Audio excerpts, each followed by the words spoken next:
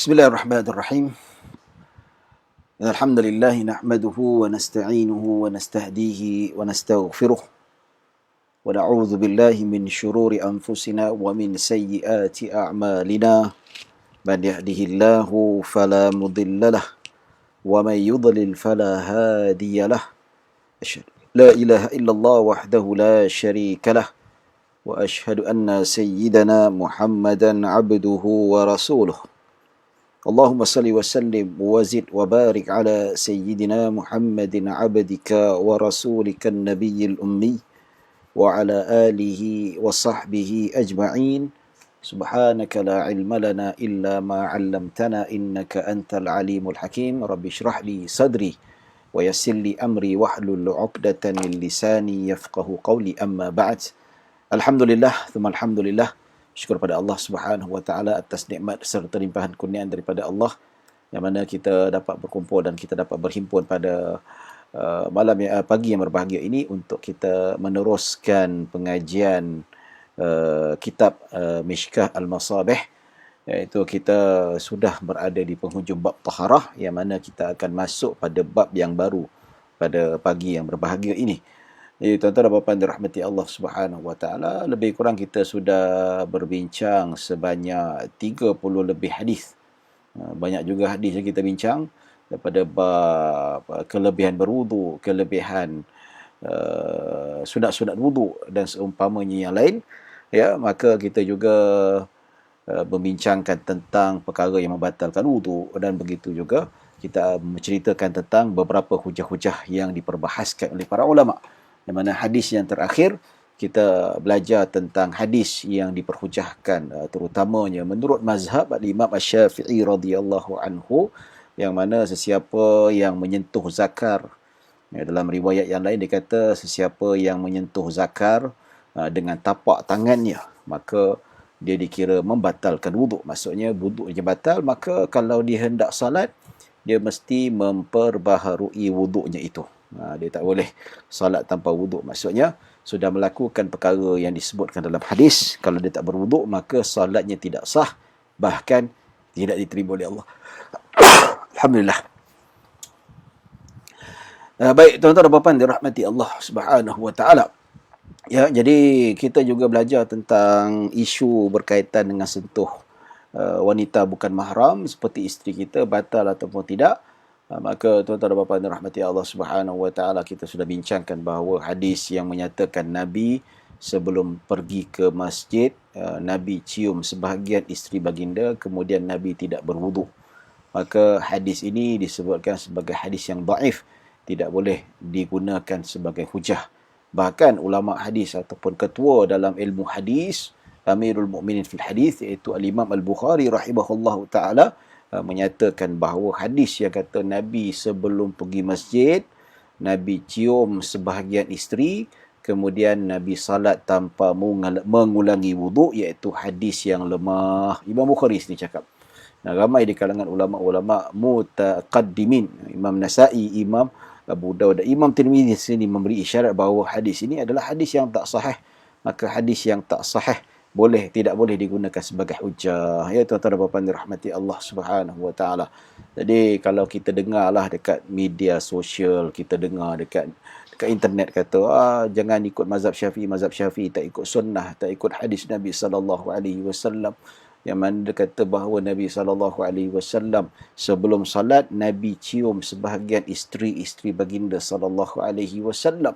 Ya, tak batal pun Nabi tak mengulangi wuduk. So cakap kat dia balik Imam Bukhari, Imam Nasa'i, Imam Abu Dawud mengatakan hadis ni lemah, hadis ni dhaif, hadis ni tak kuat. Kalau hadis yang tak kuat tidak boleh diperhujahkan untuk agama, apatah lagi bab berkaitan dengan ibadah. Tapi kalau hukum hakam, minta maaf, tidak boleh diperhujahkan dari segi sudut akidah dan hukum hakam. Tapi kalau hadis dhaif, kalau digunakan untuk fadail amal ataupun kelebihan beramal, maka itu tidak menjadi masalah sama sekali. Baik tuan-tuan dan puan-puan dirahmati Allah Subhanahu wa taala, kita nak masuk ceritakan tentang tambahan sifat wuduk Nabi sallallahu alaihi wasallam.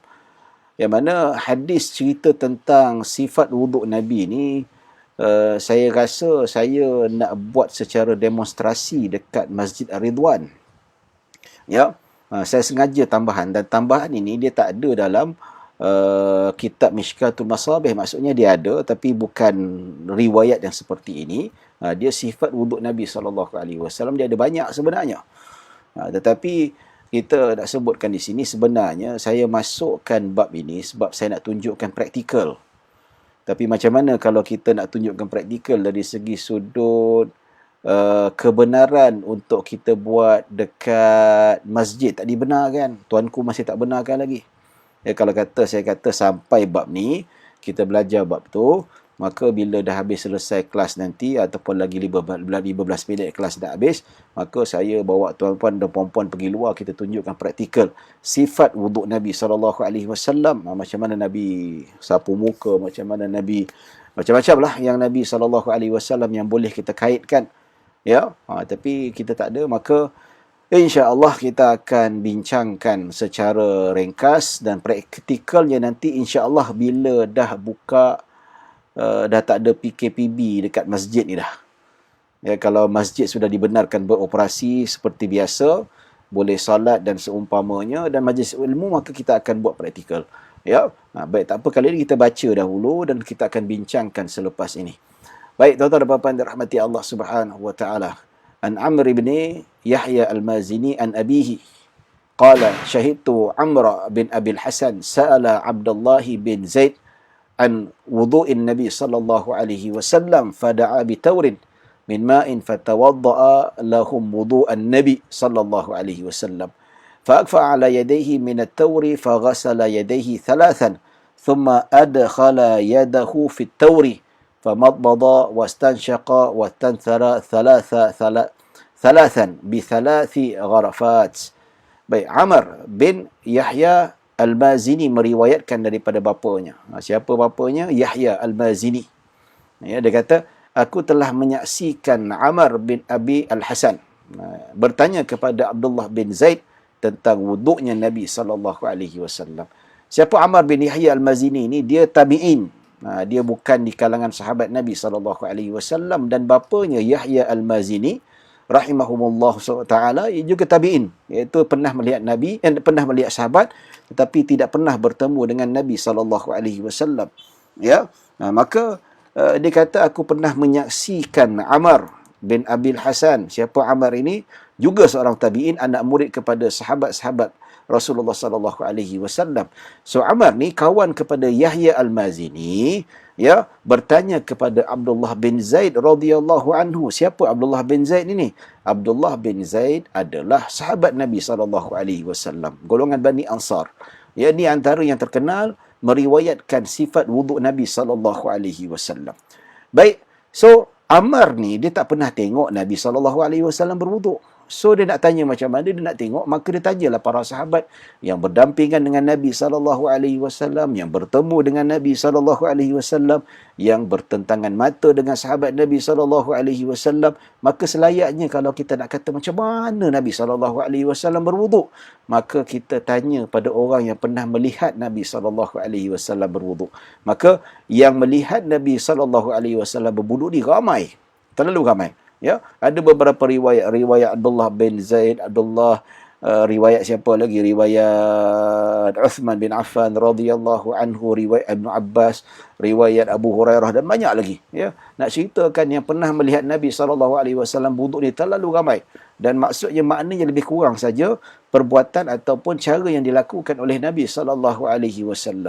Jadi Abdullah bin Zaid di antara sahabat yang pernah melihat Nabi SAW, maka para tabi'in dia jumpa, dia kata, wahai sahabat Nabi yang berdampingan dengan Nabi, yang melihat Nabi, yang bertentangan mata dengan Nabi, yang mengambil ilmu terus daripada Nabi SAW, ya, tolong tunjukkan kami cara wuduk Rasulullah SAW. Baik, maka Abdullah bin Zaid radhiyallahu anhu meminta bekas kecil yang berisikan air, macam gayung kecil lah. Dia macam gayung besar, gayung kecil saja, macam mangkuk tu. Maksudnya berwuduk ni tak memerlukan air yang banyak. Dia kata bekas yang kecil. Dia kata bitaurin, at-taurun. Taurun tu bekas kecil, bekas yang diperbuat daripada tembaga. Bukan emas, tembaga. yang mana mangkuk dalamnya ada air. Jadi dia tak minta bekas yang banyak. Maksudnya ini menunjukkan wuduk Nabi macam tu lah. Nabi berwuduk dengan bekas yang kecil, menunjukkan air yang ada dalam bekas yang kecil itu sedikit. Tidaklah terlalu banyak. Betul tak?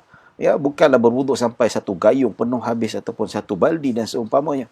Maka sebab itulah tuan-tuan dan puan-puan dirahmati Allah Subhanahu Wa Taala.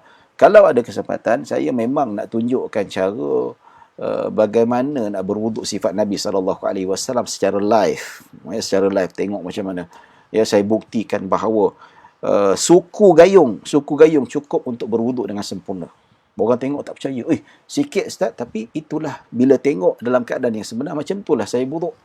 Wuduk yang mana tidaklah memerlukan air yang banyak. Begitulah sifat wuduk Nabi SAW yang mana kita berwuduk tidak melibatkan pembaziran. Itu sunnah. Tetapi orang kita berwuduk, dia mementingkan sunnah yang ada, betul, bagus. Tapi ada satu sunnah yang diabaikan, iaitu sunnah berjimat cermat ketika berwuduk. Iaitu menjimat cermatkan air. Di sini ramai yang lalai, tuan-tuan.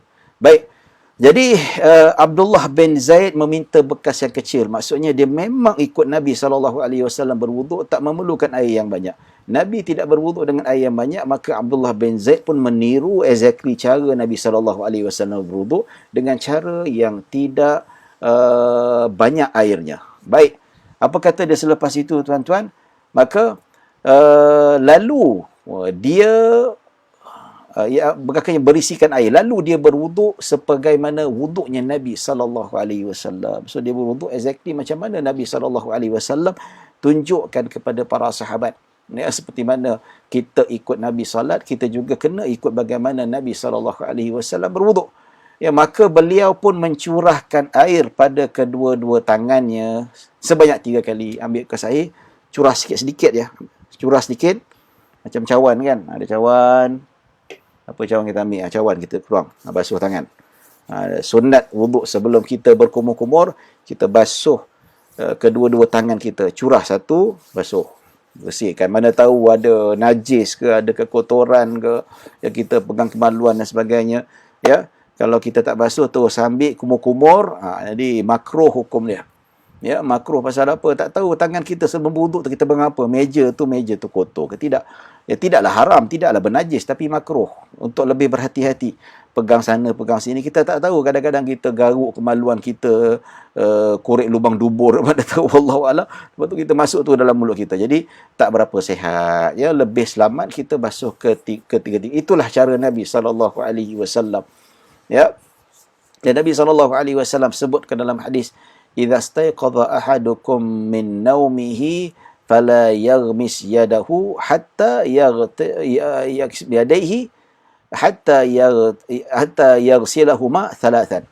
Nabi SAW sebut, jangan setiap seorang di antara kamu ya bangun daripada tidur, setiap seorang di antara kamu yang bangun daripada tidur terus merendamkan kedua tangannya ke dalam air. Fala yaghmis yadahu hatta yaghsilaha thalathan. Maksudnya tangan sebelum dia nak cedok dan sebelum dia masuk ke dalam mulut, dalam hidung untuk berwuduk, Nabi kata basuh tangan dahulu. 3 kali. So arahan Nabi suruh basuh tangan ni hukum dia apa? Hukumnya sunat, bukan wajib. Maksudnya kalau kita tak buat tak ada masalah, tak haram dan tidak membatalkan wuduk. Tetapi di sisi hukum yang lain makruh, kurang pahala.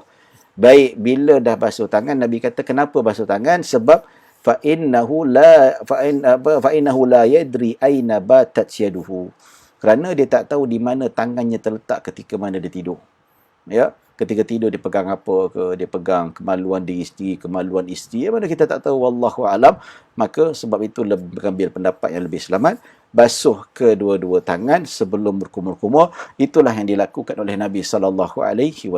Ya, begitulah. Beliau pun mencurahkan air pada kedua tangannya lalu mencucinya 3 kali. Itulah yang Nabi SAW lakukan dalam riwayat yang lain. Ya, kemudian beliau memasukkan tangannya ke dalam bekas. Memasukkan tangan dalam bekas macam mana? Dia bekas, dia cedok. Macam tu. Ya, ada bekas tu dia cedok dan dia berkumur-kumur. Ya, ini bermaksud dalam hadis Nabi SAW. Ini boleh kalau kita cedok air dalam gayung, tidak memustakmalkan air. Ya, dalam mazhab Syafi'i dengan syarat dia niat untuk mencedok. Kalau dia niat mencedok, maka dia tidak memustakmalkan air, tidak menjadi masalah. Pernah sekali saya berwuduk, saya cedok air dalam gayung. Kata, tak mustakmal ke? Saya kata, tak. Yang mana tahu? Ustaz saya tahulah. Ya, kan mustakmal tu mazhab Syafi'i kata kalau kita cedok bukan niat mengangkat hadas ataupun kita niat untuk mencedok, tidak menjadi masalah, tidak dikira sebagai air tu mustakmal. Apa dia tak tahu kita ustaz. Macam pandai ya. Baca kitab saya kata. Bacalah kitab. Kitab kata tidak mustakmal kalau kita cedok. Dalam mazhab Syafi'i. Kata mazhab Syafi'i, mazhab Syafi'i. Saya mazhab Syafi'i. Nampak? Ya, bukalah mana-mana kitab mazhab Syafi'i, tak semesti mencedok tangan memustakmalkan air. Saya pernah post bincang panjang. Ya. Dan ada juga yang tak puas hati dia menentang. Dia menentang pasal apa? Sebab dia jahil, tak tahu. Ya. Manusia sebab kebodohan dia lah menyebabkan dia menentang apa yang dia tak tahu. Sedangkan benda itu benar. Itu pun dalam kitab Muqaddimah Ad-Duramiyah dikira kalau mencedok air menjadi mustakmal, iaitu dengan niat untuk mengangkat hadas dan ia berlaku selepas basuh muka. Sebelum basuh muka ataupun selepas basuh tangan, mencedok tangan tidak memudaratkan apa-apa walaupun dia tidak berniat untuk mencedok sekalipun. Pasal apa? Sebab tangan itu dikira terangkat hadasnya bila? Selepas basuh muka. Betul tak? Selepas tertib basuh muka, baru basuh tangan.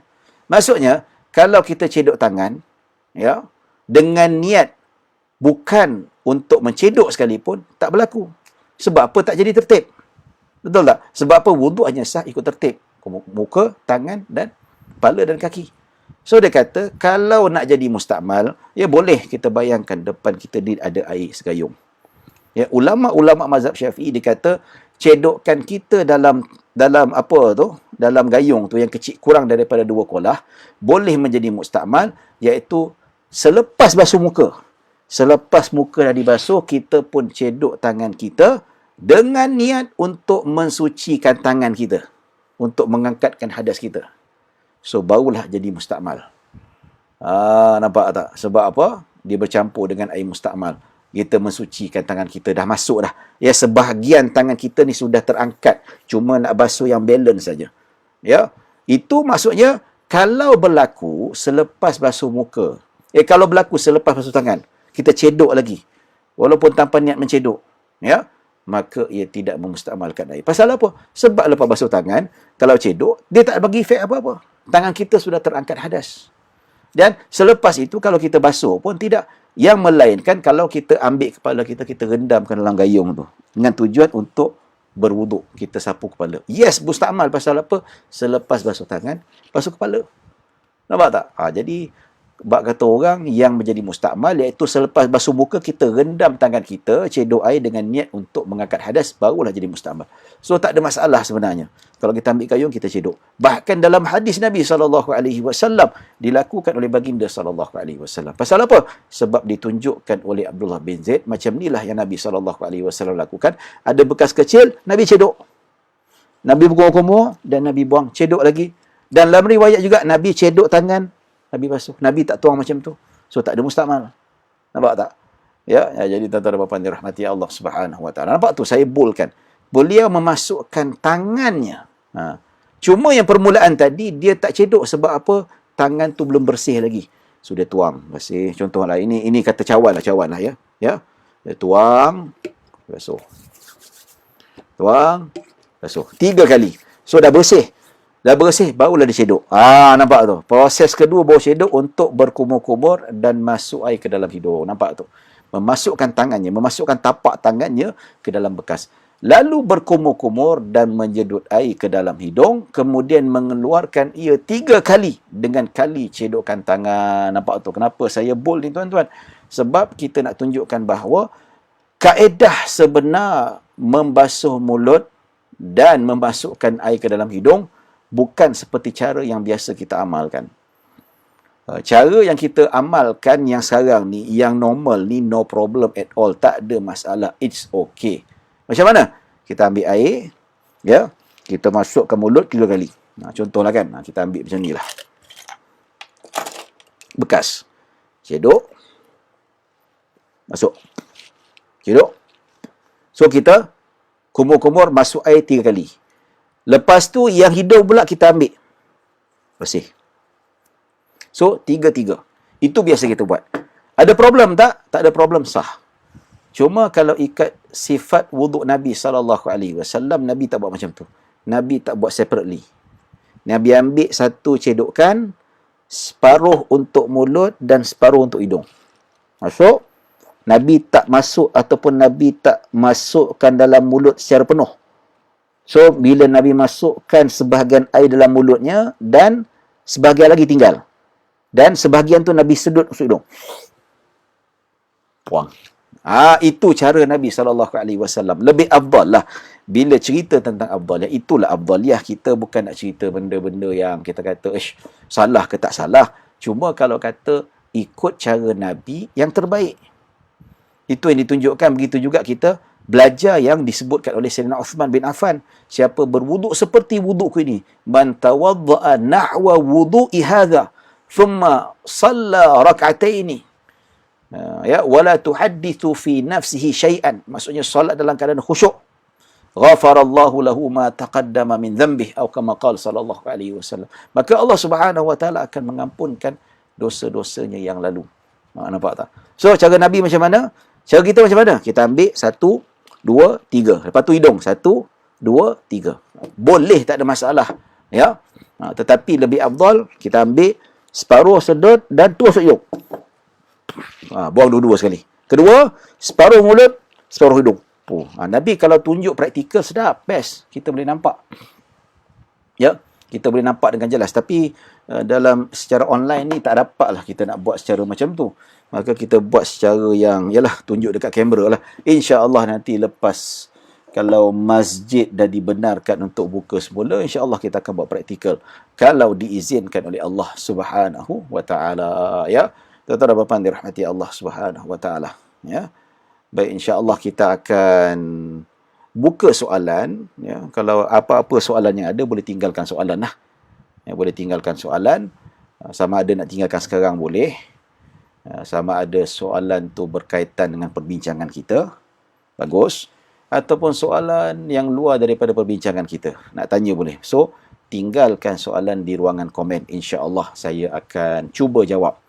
Kita akan cuba jawab pada jam 10 suku nanti. Kita start exactly pukul 9. So, 10 suku kita akan berhenti dan kita akan buka soal jawab. Kalau ada sesiapa yang berminat nak menanyakan soalan. Ya. Baik. Tuan-tuan dan puan-puan dirahmati Allah Subhanahu wa ta'ala. Baik. Thumma adkhala yadahu fit tawri faghasala wajhahu thalathan. Thumma adkhala yadayhi faghasalahuma marrataini ila al-mirfaqain. Thumma adkhala yadayhi famasaha bihima ra'sah. فأقبل بهما وأدبر مرة واحدة ثم غسل رجليه. وفي رواية بدأ بمقدم رأسه حتى ذهب بهما إلى قفاه ثم ردهما حتى رجع إلى المكان الذي بدأ منه. Nampak tak? Baik, apa dia kata kat sini tuan-tuan? Ya, selepas dia kumur-kumur dan masuk air dalam hidung, satu cedokan untuk sekali mulut dan sekali hidung. So, hanya 3 cedokan, 3 kali. 1, 2, 3. Dapat cover kedua-duanya sekali. Tak macam kita 6 cedokan kan? 3 untuk mulut, 3 untuk hidung. Itu kita boleh buat. Ya, kalau boleh ubah selepas ini. Kalau tak nak ubah pun, tidak menjadi apa. Cuma afdaliyah. Sunat dapat pahala lebih. Kalau kita buat, dapat pahala lebih dan bak kata orang kita melakukan yang mana Nabi SAW lakukan itu, kita mendapat pahala dan ganjaran besar daripada Allah Subhanahu wa taala sebab cinta Rasulullah SAW. Ya, sesiapa yang cinta Rasulullah, kana ma'i fil jannah, dia akan bersama-samaku dekat di dalam syurga nanti. Ya tuan-tuan dan puan-puan dirahmati Allah Subhanahu wa taala. Dah basuh mulut, dah basuh hidung, kemudian beliau memasukkan tangannya ke dalam bekas kecil lah, masuk macam ni untuk mencedok. Nampak tu? Masuk. Lalu membasuh wajahnya 3 kali. Cedok, basuh. Nampak? Cedok macam tu. Basuh wajahnya 3 kali. Ya. So, kita dah bincang macam mana dalam mazhab Syafi'i. Begitu juga dalam hadis. Basuh muka macam mana? Basuh muka. Ni yang wajib. Ya, tapi kalau ikutkan yang sunatnya, lebihkan basuhan. Lebihkan, macam ni. Nabi kata, man istata'a minkum ayyutila ghurratahu wa tahjilahu falyaf'al. Nabi kata, sesiapa yang mampu untuk melebihkan basuhan anggotanya, maka lakukanlah. Sebab apa? Lagi banyak kita basuh, lagi bercahaya. So, kita basuh bukan sekadar yang basuh macam ni saja. Lebih kan? Ini sunnah. Sampai kat bawah ni. Masa Nabi berwuduk, Nabi sampai sapu bawah ni. Sedangkan bawah ni tak wajib. Tapi Nabi sapu. Sebab apa? Nabi suka lebihkan basuhan. Basuh muka macam ni. Sapu yang wajib dulu. Tak lepas tangan. Selagi mana tak lepas tangan, tak dikira sebagai mustakmal. Basuh muka macam ni. Lepas tu, tangan tak terlepas, lebihkan. Macam tu. Kalau lelaki, perempuan macam tu juga. Ya, dalam hadis Nabi ambil air, Nabi usap janggut baginda sallallahu alaihi wasallam. Ya. Kemudian tangan. Tangan basuh, lebihkan basuhan tangan tu. Kalau boleh separuh lengan ni. Ya. Kalau kepala, nanti kita akan tunjukkan bagaimana sifat basuhan wuduk Nabi sallallahu alaihi wasallam. Okey, bila dah basuh muka 3 kali, kemudian dia memasukkan tangannya lagi sekali. Masuk tangan tu nak menunjukkan masuk tangan. Dia tak semestinya memustakmalkan air, tak ada masalah pun. There is no issue. Ya, saya sampai wuduk cedok air dalam gayung tu, boleh jadi isu besar. Dia kata, mustakmal apalah ustaz ni berwuduk dengan air mustakmal. No, tak ada masalah. Ya, Abdullah bin Zaid cedok dalam bekas yang kecil, tak ada masalah pun. So, cedok, basuh tangan 3 kali. Lebihkan basuhan. 3 kali. Celah-celah ni pun dia basuh tangan. Baik, dan membawa dan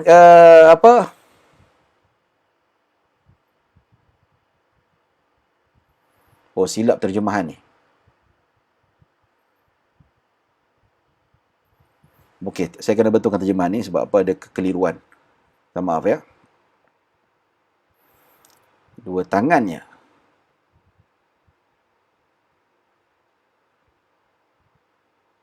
Kedua tangannya. Bukan apa ni, salah terjemah. Okey.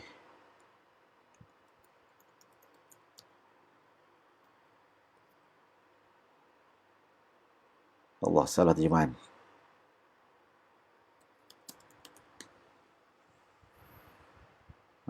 Baik. Kesilapan, minta maaf. Terhikap sedikit. Okey. Baik, dia mencedok lepas basuh muka 3 kali, kemudian memasukkan tangannya, lalu mencuci kedua-dua tangannya sebanyak 2 kali. Kenapa tak 3 kali? Kumur-kumur dan masuk air dalam hidung 3 kali. Basuh muka 3 kali. Kenapa tangan 2 kali? Beginilah riwayat yang diriwayatkan oleh Abdullah bin Zaid, yang mana dia pernah melihat Nabi SAW berwuduk, iaitu basuh tangan 2 kali, bukan 3 kali. Tapi macam mana basuh 3 kali, macam mana? Ada riwayat. Ada riwayat Nabi basuh tangan 3 kali. Ya. Jadi tuan-tuan dan puan-puan dirahmati Allah Subhanahu wa taala. Jadi bila kita sebut tentang perkara ini, ya, maksudnya apa? Kenapa kadang-kadang Nabi basuh tangan 2 kali? Dan ada kala Nabi SAW basuh tangan 3 kali. Macam mana? Ya. Ada kenapa tak nampak dari segi sudut konsisten ni macam mana? Kejap basuh tangan 3 kali menurut riwayat Sayyidina Uthman bin Affan. Dan begitu juga, tapi kalau menurut riwayat Abdullah bin Zaid, Nabi basuh tangan sebanyak 2 kali. Kita 1, 2, 3. 1, 2, 3 kita belajar. Tapi kenapa dalam hadis ni Nabi basuh 2 kali? 1, 2. Itu yang muskilnya tuan-tuan. Baik, tuan-tuan dan puan-puan dirahmati Allah Subhanahu wa taala. Bagaimana ulama menyelesaikan masalah ini? Nampak hadis yang agak kontradik. Dia sebenarnya tak ada kontradik sama sekali. Tidak ada kontradik. Ya. Pasal apa? Sebab kalau ikutkan yang sebenarnya, menunjukkan Nabi ada beberapa cara yang Nabi lakukan. Nampak tak? Ya, macam contoh ulama kata, Nabi kalau angkat tangan, ada tangan paras bahu, ada tangan paras telinga ketika takbiratul ihram. Allahu Akbar. Ada riwayat paras bahu, ada riwayat paras telinga. Ya, so ulama kata, ya, mungkin Nabi buat ada 2 cara. Kadang-kadang paras bahu, kadang-kadang paras telinga, kadang-kadang tengah-tengah. Nampak macam tu. So, versatile. Macam juga Nabi, kebiasaannya Nabi berwuduk basuh tangan sebanyak 3 kali. Kadang-kadang Nabi buat 2 kali. So, tak ada nampak kontradik. Betul tak? Macam kita jugalah, kadang-kadang kita sarapan pagi kat rumah. Kadang-kadang sarapan pagi dekat office. Betul tak? So, ada cara yang macam ya, awak, bapa, anak kita tanyalah, bapa awak sarapan macam mana ya? Bapa saya kadang-kadang dia sarapan pagi dekat rumah dengan mak saya. Tapi kadang-kadang dia sarapan dengan kawan dia. Tapi kadang-kadang dia pergi singgah rumah nenek saya, dia sarapan kat situ. Wah, bila nenek telefon, nampak bersetal tak? Macam apa, variety tak? Jadi, kat situ menunjukkan kebiasaan Nabi kalau basuh tangan 3 kali. Dan kadang-kadang Nabi basuh tangan 2 kali. Baik, ulama bahaskan. Kenapa? Kenapa di sini Nabi nak tunjukkan bahawa bilangan 3 kali itu sunat, bukan wajib. Ya. Kalau wajib, kenapa Nabi pernah tinggalkan? Ya, sebab apa Nabi nak tunjukkan supaya para sahabat faham. Dia tengok, oh, 3 kali ni tak wajib. Pasal apa? Sebab Nabi pernah tinggalkan. Nampak tak? So, bayangkan kalau Nabi tak pernah tinggalkan basuhan 3 kali. Semua konsisten. Mungkin sahabat dan Rasulullah SAW menyangka bahawa basuhan 3 kali ini adalah wajib. Mungkin. Nampak tak? So, bijaknya Nabi SAW dalam mendidik. Cuma, ulama kata, boleh ke basuh 2 kali? Boleh. Sekali pun boleh. Ya. Sebab apa? Basuhan 2 kali, 3 kali itu sunat, bukan wajib. Yang wajib hanya 1. Tapi disunatkan, dilebihkan, lagi bagus itu sebanyak 3 kali. Lebih 3 kali makruh. Maksudnya membazir lah. Tak perlu. Tapi kalau untuk lebih 3 kali, untuk menghilangkan was-was kita, takut tak kena, itu tidak mengapa, tidak menjadi masalah. Dibolehkan menurut Islam. Nampak tak? Ya, jadi basuhan 3 kali itu adalah sunat, bukan wajib. Ya. Dan Nabi, kenapa Nabi buat 2 kali pada basuhan tangan? Untuk menunjukkan bahawa tak semestinya berwuduk kena basuhan 3 kali. Sekali, 2 kali pun sudah memadai. Bahkan ada riwayat Imam Tirmizi dan riwayat Imam Abu Dawud yang menunjukkan bahawa riwayat daripada Sayyidina Ibnu Abbas radhiyallahu anhuma yang menyatakan dia pernah melihat Nabi SAW berwuduk sekali. Marratan. Maksudnya, muka sekali, ya, tangan sekali, kepala sekali, dan kaki sekali. Nampak tak? Kumur-kumur sekali, hidung sekali, basuh muka sekali, basuh tangan dua-dua sekali, sapu kepala sekali, dan basuh telinga sekali, dan basuh kaki sekali. Kenapa Nabi buat macam tu? Untuk keharusan. Boleh buat macam tu. Ya? Oh, tapi macam tu sunat. Tidak. Itu jarang-jarang Nabi lakukan. Kebanyakan keadaan Nabi buat 3. Sebab itu Nabi kata, al-wudu'u thalathan. Nabi kata, wuduk tu adalah 3. Nampak tak? Jadi tuan-tuan dan puan-puan dirahmati Allah Subhanahu wa taala, dari segi sudut apa yang kita nyatakan di sini bahawa bilangan tu tak wajib. Dan pengajaran daripada hadis yang Abdullah ibn Zaid, iaitu dia membasuh tangan sebanyak 2 kali. Pengajaran lain apa? Menunjukkan bahawa boleh kalau kita nak kurangkan bilangan pada anggota tertentu. Sekali lagi saya kata, boleh kalau kita nak berwuduk, kita nak kurangkan bilangan tertentu pada anggota tertentu. Contoh, muka kita berkumur-kumur, masuk air dalam hidung 3 kali. Basuh muka 3 kali. Tiba kat tangan, sekali pula. Boleh tak? Boleh. Tak ada masalah. Ya, tapi kurang afdal. Ya, ataukah kita kumur-kumur, masuk hidung 3 kali, muka sekali. Tangan 3 kali. Ya, kepala 3 kali, kaki sekali. Boleh tak? Boleh, tak ada masalah. Seperti mana Nabi buat semua 3, kecuali tangan Nabi buat 2 kali dan kepala Nabi sapu sekali. Nampak tak? Ya, itu dibolehkan, no problem. Tapi lebih afdal semua 3 kali lah kan. Tapi kalau kita nak cepat punya pasal, ataupun dah nak qamat, ataupun dah nak didirikan salat Jumaat, kita takut terlambat, ataupun kita sebabkan waktu nak habis, kita tertidur dan sebagainya, maka kita buat sekali. No problem at all. Tidak menjadi masalah. Ya. Baik, hadis ini juga yang disebutkan basuhan 2 kali, basuhan kurang daripada 3 kali tidak membatalkan wuduk. Inilah dalilnya tuan-tuan. Ya, dalil yang jelas kalau kita lihat. Ya. Baik, kita sambung lagi. Kemudian beliau memasukkan tangannya lalu mengusap kepalanya dengan kedua tangannya, dengan membawa tangan itu ke hadapan dan ke belakang sebanyak 1 kali. Satu macam ni. Ya, nanti kita tunjukkan lebih detail bagaimana cara nak sapu tangan. Supaya kita nampak dari segi sudut cara yang betul, cara yang terbaik. Baik, ya. Dalam hadis ni pula, Nabi sapu kepala 3 sekali. Nampak tak? Sekali. Ya, memang kebanyakan riwayat sekali. Tapi ada riwayat Imam Abu Daud yang menyatakan bahawa Nabi SAW sapu kepala 3 kali. Dan disahihkan oleh Syekh Al-Albani rahimahullahu ta'ala. Nabi sapu 3 kali dalam riwayat Sayyidina Uthman. Sama jugalah. Kenapa Nabi sapu kepala sekali? Sebab dibolehkan, diharuskan. Ya. Tapi kebiasaan Nabi buat sebanyak 3 kali. Ini menunjukkan bahawa macam tadilah, muka 3 kali, tangan 2 kali, kepala sekali, kaki 3 kali. Nampak tak? So, boleh berlaku. Tapi dalam hadis ini Nabi nak tunjuk, ya, kebolehan, tapi yang lebih afdal Nabi galakkan, iaitu al-wudu'u thalathan. Wuduk itu adalah basuh sebanyak 3 kali. So, setiap anggota tu 3 kali. Itu lebih afdal, ya. Tuan-tuan dan puan-puan dirahmati Allah Subhanahu wa taala. Kemudian beliau mencuci kedua kakinya. Kedua kaki ni iaitu sebanyak 3 kali lah. Ya, basuh 3 kali, iaitu di celah-celah jarinya sampai ke buku lali. Lebih afdal basuh sampai separuh betis, melebihkan basuhan. Ya. Kalau ikut dalam hadis Nabi, kita digalakkan jangan sampai ke buku lali, kalau lebih. Kalau macam saya tu basuh sampai ke betis. Tapi taklah betis, maksudnya separuh, 3 suku betis ke lebih, separuh betis ke, itu. Pasal apa? Kita akan nak cahaya lebih daripada Allah Subhanahu wa taala, ya. Baik. Dalam riwayat yang lain, macam mana? Beliau memulakan dari bahagian hadapan kepalanya dengan kedua tangannya sehingga ke bahagian tengkuk, lalu mengembalikan keduanya kembali ke tempat beliau mulakan. Maksud ini Abdullah bin Zaid menunjukkan cara bagaimana nak sapu kepala ketika berwuduk, ya, yang ditunjukkan. So Abdullah bin Zaid tunjuk di hadapan tabi'in macam mana. Dia kata beliau memulakan, dia masukkan air dalam tangan, dia celup, ya, tangan tu basah, bukan cedok macam bertakung macam tu, dalam keadaan yang basah. Kemudian beliau memulakan daripada bahagian hadapan, macam ni.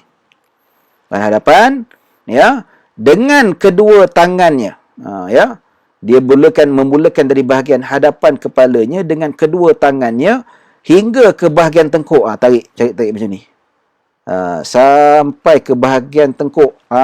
Tarik tangan, kemudian mengembalikan tangannya kembali ke tempat beliau mulakan. Lepas tu patah balik macam ni. Nampak tu? 3 kali. Itu caranya. Bukan kita mazhab Syafi'i macam ni. Tak betul. Ya. Itu melepas yang wajib. Tapi tak dapat pahala sunat. Nak dapat pahala sunat, cara Nabi SAW. Dan ini jugalah disebutkan dalam kitab-kitab fiqh mazhab Syafi'i. Dia kata, kita mazhab Syafi'i macam ni cukup. Tak. Mazhab Syafi'i kata disunatkan sapu seluruh kepala. Ada kitab disebut detail. Macam hadis exactly. Sapu kepala. Tarik sampai ke belakang. Tu patah balik ke depan. Macam tu. Ya. Basah tangan lagi, tarik 1 sampai ke depan. Macam tu. Basah lagi tangan, start depan daripada dahi ni, bukan dahi betul-betul lah, atau dahi sikit, tarik sampai ke belakang, ke depan. 3 kali. Ya. Habis kalau rambut kusut masai, repair lah, atau kita pakai kopiah pun. Tapi kalau perempuan macam mana? Perempuan pun sama juga. Perempuan pun cara dia macam ni juga. Nabi rambut panjang, Ustaz? Tak apa. Nabi rambut panjang ke pendek? Dalam riwayat. Ya.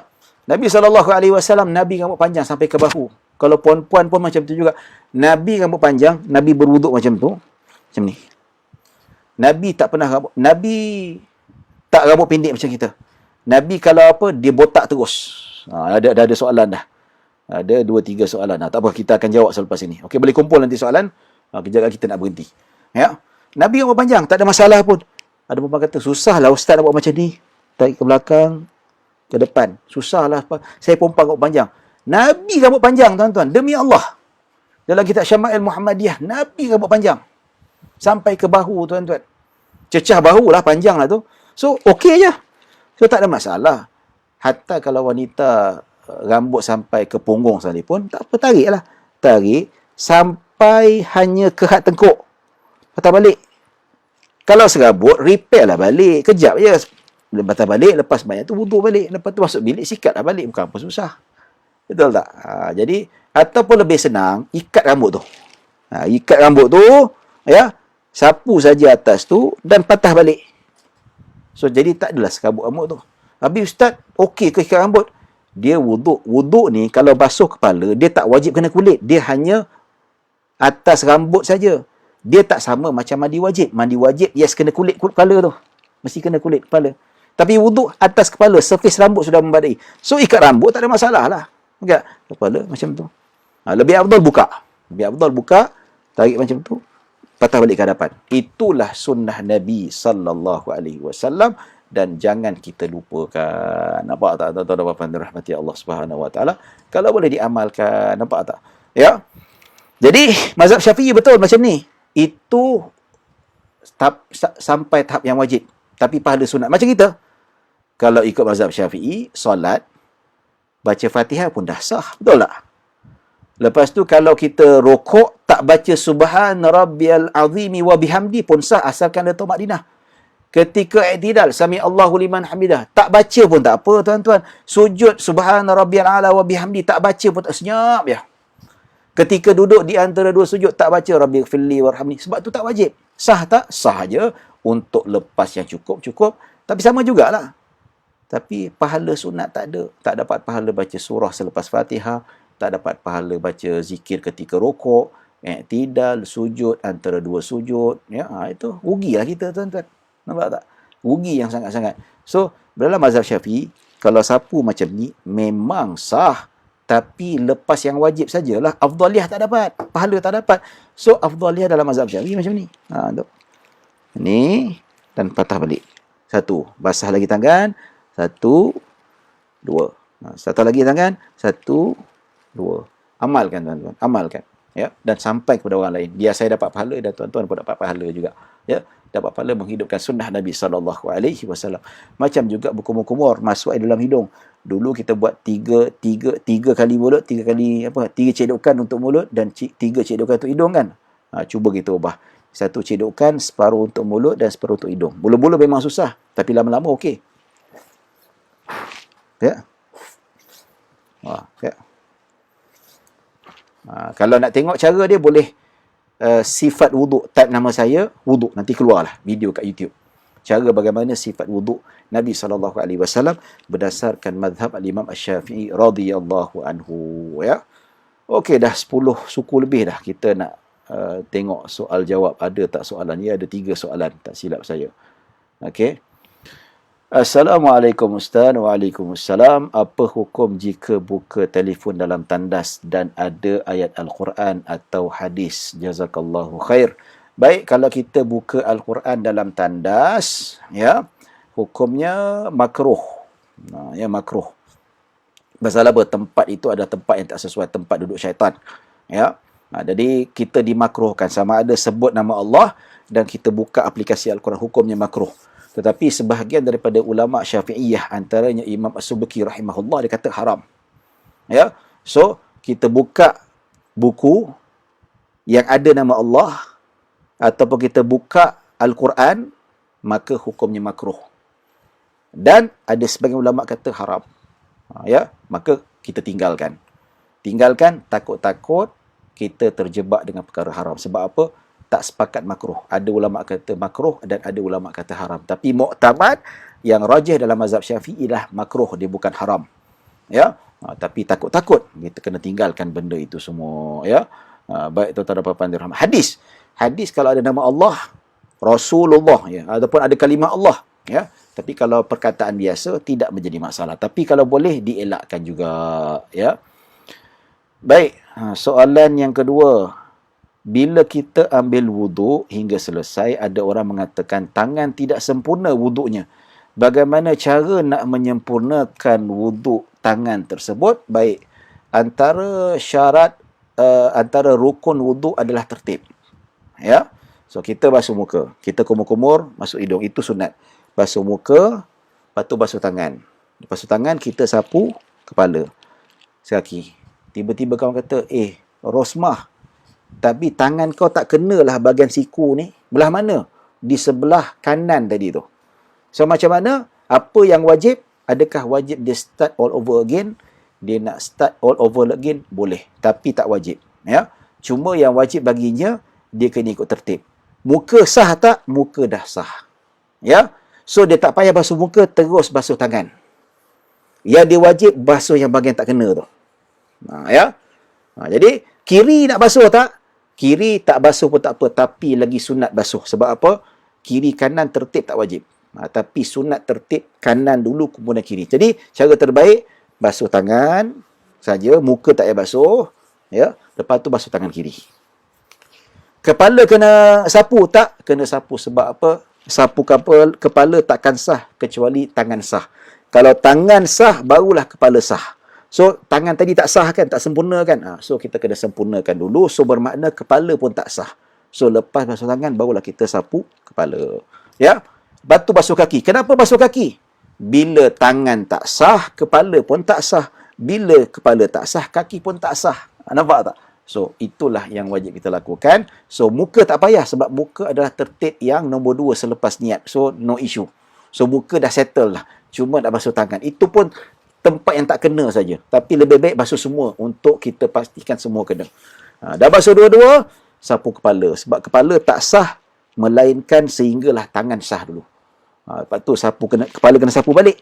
So, bila dah sapu kepala, kaki pula tak sah. Sebab kepala tak sah tadi. So, kaki pun tak sah, kena basuh kaki semula. Ya.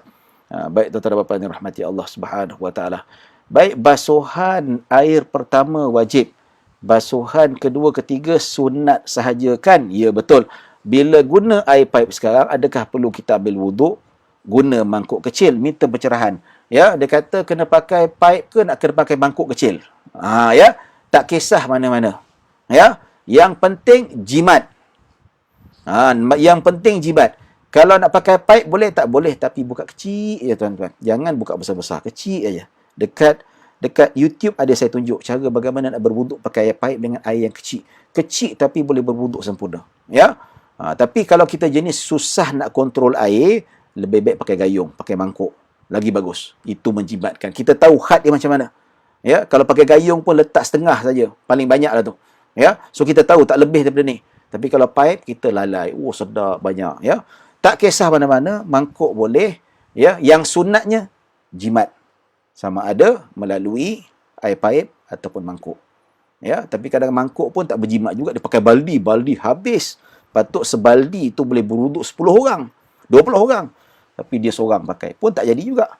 Ya. Baik. Soalan kedua, Ustaz boleh tak tunjuk cara betul membasuh muka dan anggota lain? Betul ke bila kita berwuduk tapak tangan tidak terangkat? Ya.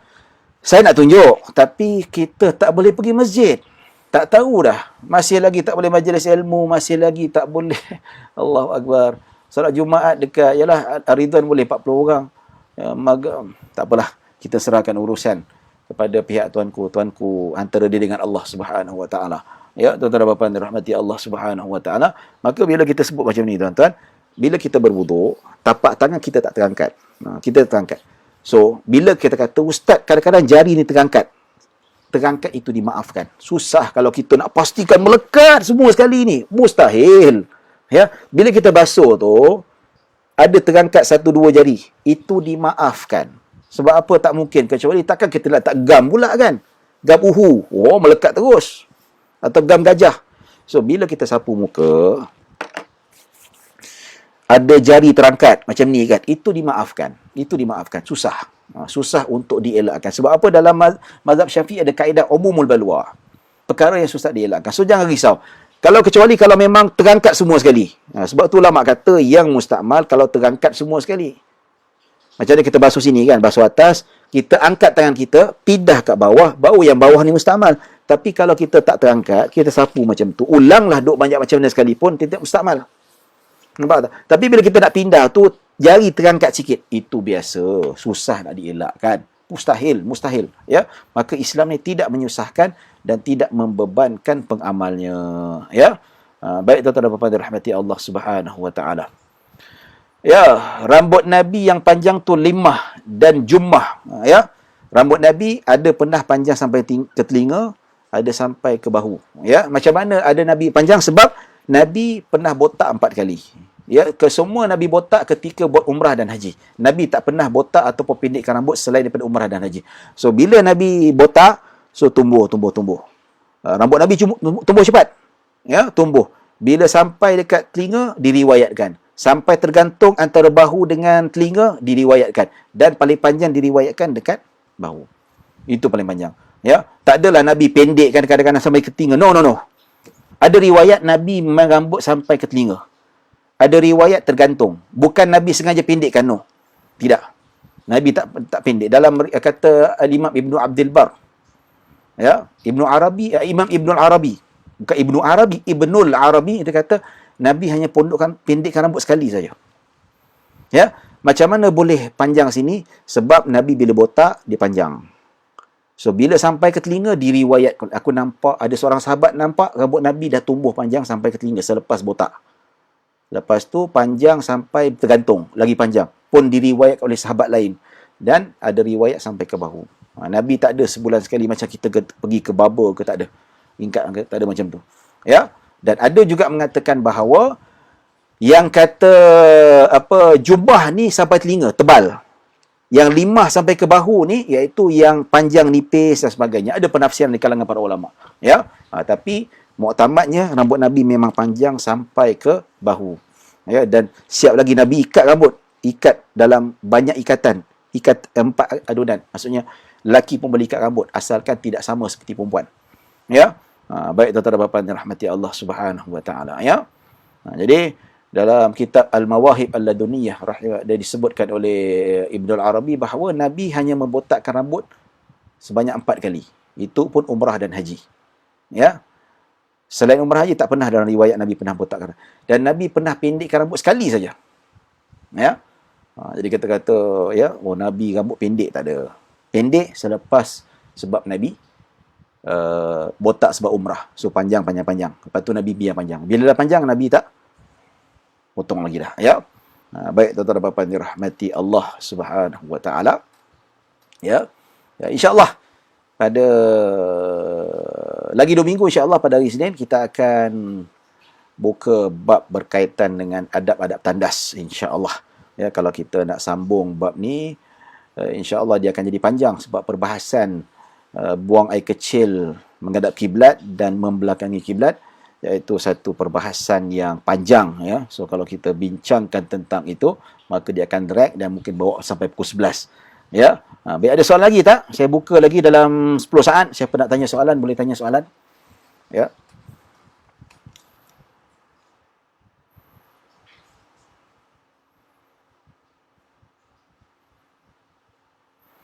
Ya, kalau tak ada soalan setakat itu saja. Terima kasih kerana menonton dan yang share. Jangan lupa tuan-tuan, ada dekat status masjid tu ada nombor akaun bank. Tolong derma RM10 pun jadilah. RM50 ke. Pasal apa? PKPB ni masjid tak buka, tak ada siapa nak derma. So, masjid nak bayar api, nak bayar air, bayar gaji imam, bayar gaji Bilal siap. Tak ada duit.